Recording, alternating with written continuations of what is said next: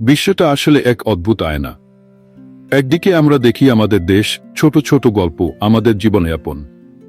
আর অন্যদিকে দূর দেশে ঘটে যাচ্ছে এমন কিছু ঘটনা যা হয়তো আমাদের কল্পনাতেও আসে না।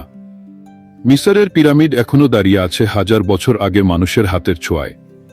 চীনের মহাপ্রাচীর শুধু ইট পাথরের দেয়াল নয়, বরং একসময়কার ভয় আর নিরাপত্তার গল্প।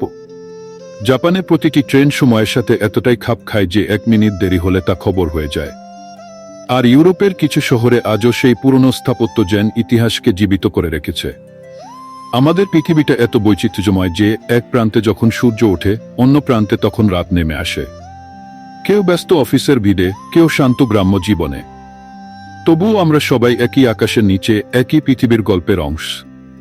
তুমি যদি চারপাশে তাকাও, দেখবে এ পৃথিবী শুধু বাঁচার জন্য নয়, জানার জন্যও তৈরি।